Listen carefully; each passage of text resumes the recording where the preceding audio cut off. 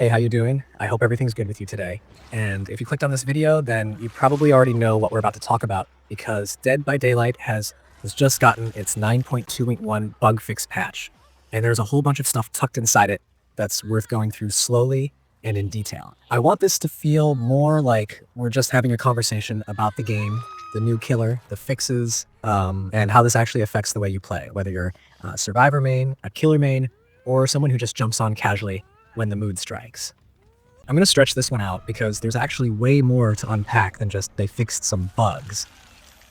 And honestly, these smaller patches sometimes change the feel of matches just as much as the big ones because it's the small things, those little annoyances or weird bugs that add up when you're playing night after night. So the first thing people are going to notice is that this patch is very Krasue heavy, which makes sense because anytime behavior introduces a new killer, there's always that window where players are reporting strange things happening, weird interactions, and the developers are rushing around putting out fires. With the Krasue specifically, her kit is so unique with the whole head form and body form mechanic, plus that intestinal whip that works in a very different rhythm than most other killers' attacks. So, it's no surprise that the bug list is full of her stuff. If you've played her in the past week or two, you've probably run into some of the problems they just patched out. One of the most noticeable fixes was around her intestinal whip. The attack wasn't always connecting correctly, or it was producing some bizarre timing issues, sometimes hitting through objects in ways that didn't look right, and other times not registering hits when it clearly should have. That's been cleaned up, and it's going to make the experience feel a lot more consistent whether you're using the power or facing it. Another thing was how her head form was behaving around vaults and stuns.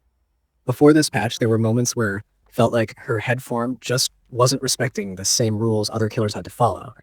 Survivors were reporting strange interactions, like vaults not triggering properly or pallet stuns looking off. Fixing those means survivors are going to feel less cheated when they pull off something that should be guaranteed, and killer mains aren't going to get confused by inconsistent feedback from their own power. It's one of those balance through stability moments. No actual buff or nerf has been made, but the experience feels smoother, so the learning curve for the new killer doesn't feel quite as janky. Something else with her kit that got attention is the glowing fungus spawn behavior. That's a really thematic part of her design, but it wasn't working as intended in certain scenarios. People were reporting spawns in unreachable areas or visual inconsistencies that broke immersion. Now that it's fixed, her whole design feels more polished, and honestly, polish is what keeps a new killer from becoming frustrating instead of fun. When you add in fixes to how her add-ons were interacting, like visuals being off, certain effects not triggering at the right moment, it's clear behavior wanted to put a big stamp on her stability quickly. That's a good sign because it means they know she's central to this character and they don't want the hype to fizzle out because of messy mechanics. Now, beyond the Krasue herself, the patch also fixed a whole wave of map issues, and this is where a lot of players who don't even touch the new killer are going to feel the impact. Dead Dawg Saloon has been on the list again because that map always seems to generate new problems whenever something else gets tweaked. Vaults that didn't line up, spots where players could get stuck or clip out of bounds, and even some blink blocking areas for Nurse were reported. If you've ever tried to play Nurse there and felt like the game was just punishing you with invisible walls, you'll know why this fix matters. Lampkin Lane also got some attention, and that's another classic map that tends to misbehave with line of sight and collision. The devs patched Coldwind Farm and Pale Rose as well, cleaning up spots where players could either exploit unintended paths or simply get trapped. These might seem small, but if you've ever lost a chase because a survivor accidentally vaulted into a piece of geometry and you couldn't reach them, you know how rage-inducing it can be. Or the opposite. When you're a survivor and suddenly the camera snaps out of bounds and you're blinded for a second. Those things break the flow of the match, and every fix here is about making sure that flow stays intact. Perks also had their moment in this patch. There were some quirky issues with play with your food, not removing tokens when it should, Solidarity not handling medkits properly in edge cases, and Plot Twist having interactions that went against the perk's intent. All of these have been straightened out. It's funny how much a single bug can change a perk's usefulness. Sometimes a perk feels stronger than it should because a bug lets it do something extra, and then people get attached to it, only for the bug fix to feel like a nerf. But long term, you want perks working the way they're designed, so that balance doesn't drift into weird territory.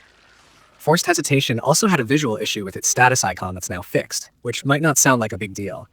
but having accurate feedback on screen really matters when you're making snap decisions in a chase. Another subtle but important piece was the correction to DLC linking between Steam and Epic for the Sinister Grace chapter. That one was more about account management than gameplay, but for anyone who bought the chapter on one platform and had issues with it showing up correctly, that's finally resolved. It's easy to forget how many people play across multiple storefronts and platforms, and technical issues like that can really sour the launch experience of new content. This fix should smooth things out for those players. Match details also had fixes, like quest progress not counting correctly, specifically that one where you need to heal 2 survivors from the dying state. Imagine grinding through matches thinking you're progressing only to see the quest counter frozen. That's demoralizing, so it's good they addressed it quickly. Match details in the end screen also have display issues, and those have been cleaned up. Again, this is polish work, but polish is what keeps people engaged. One thing that stood out to me personally is the focus on cleaning up audio and UI misalignments. There were reports of endgame main match music not triggering properly, and while that might seem cosmetic, audio cues are massive in this game. They set tension, they let you know when to prepare, and if something is missing, it dulls the experience. The same goes for UI elements not lining up. This isn't just about looks, it's about clarity under pressure. So what does all this mean for you when you log in after updating? The truth is, it's less about learning new mechanics and more about feeling like the game is just working the way it's supposed to. If you're maining the new killer, you're going to have more confidence that your power works consistently, and survivors are going to feel less cheated when they counterplay.